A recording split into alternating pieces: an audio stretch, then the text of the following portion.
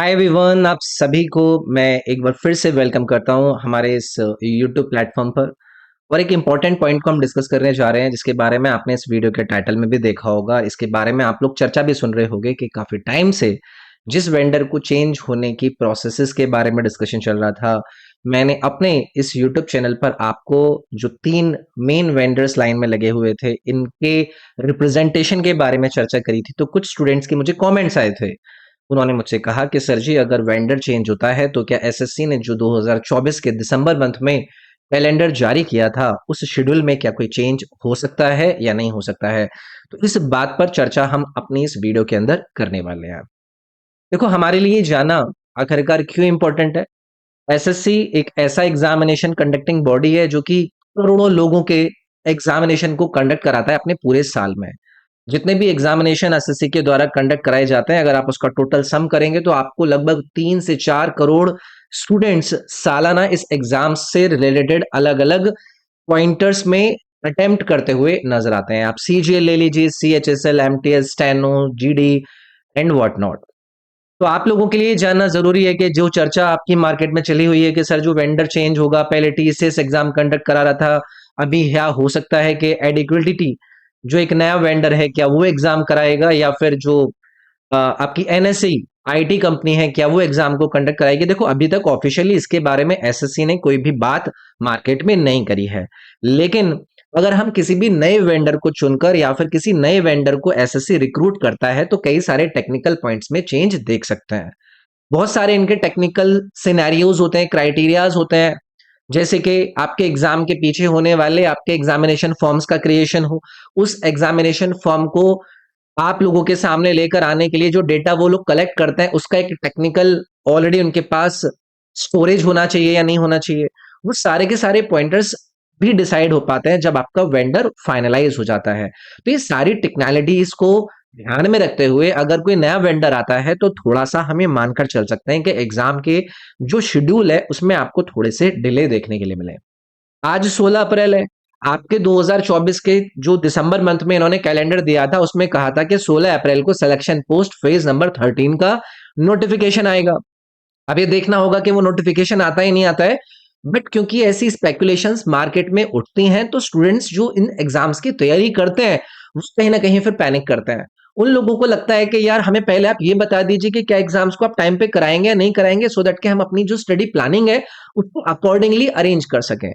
But जब आपको ये पता है कि कोई भी ऑफिशियल स्टेटमेंट अभी सामने नहीं है, तो आपके पास एकमात्र जो ऑप्शन है वो है अपनी स्टडी को जारी करने का, पैनिक ना करने का, अपनी स्टडी को ना रोकने का। क्योंकि एग्जाम के अंदर फाइनल रिजल्ट कौन स्टूडेंट अपना बना पाएगा जो कंसिस्टेंट रहेगा, जो इन सभी बातों को इग्नोर करेगा। अगर कोई भी नोटिफिकेशन आएगा, ऑब्वियसली हम उस एग्जाम की नोटिफिकेशन डेट को फिर अपडेट करके आपके सामने लेकर आएंगे।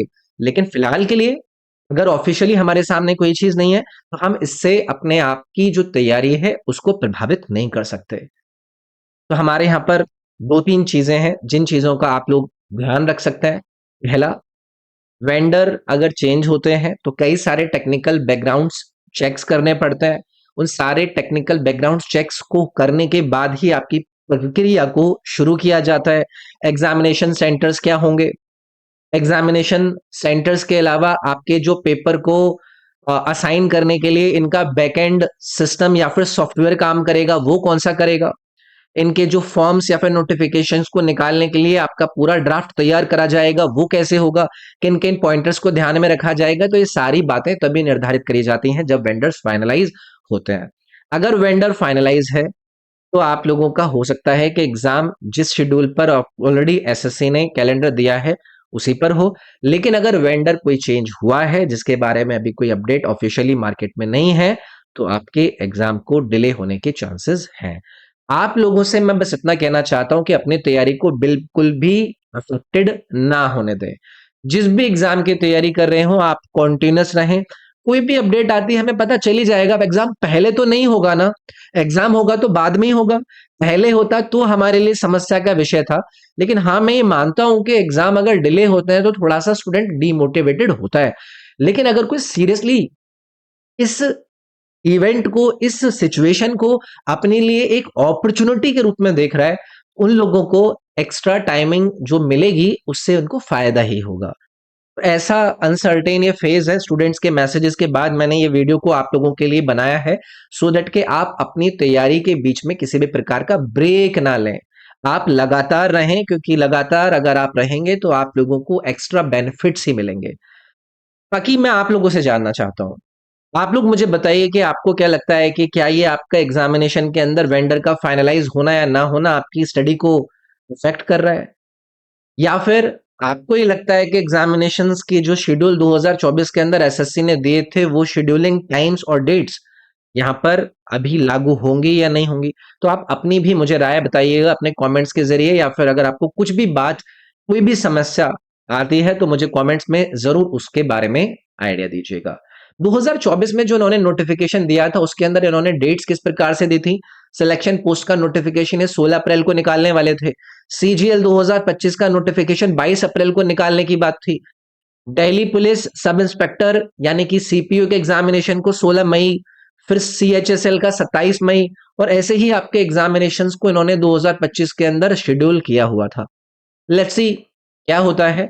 कोई भी अपडेट आता है तो आपके उस अपडेट को मैं आपके इस यूट्यूब के ऊपर वीडियो के रूप में लेकर आऊंगा। आप इस चैनल को सब्सक्राइब कर लीजिएगा। इस वीडियो से अगर आपकी तैयारी में जो आपका थोड़ा सा प्रॉब्लम आ रहा था, अगर आपको कामनेस फील होती है तो आप इस वीडियो को अपने फ्रेंड्स के साथ शेयर भी कर सकते हैं। मैं मिलता हूं आपसे अगले वीडियो के अंदर। कमेंट करके आप लोग अपनी राय भी बताइएगा कि आपको क्या लगता है इस वेंडर चेंज होने की वजह से एग्जामिनेशन शेड्यूल में क्या कोई चेंज आएगा या नहीं। इस वीडियो में इतना ही। Thank you.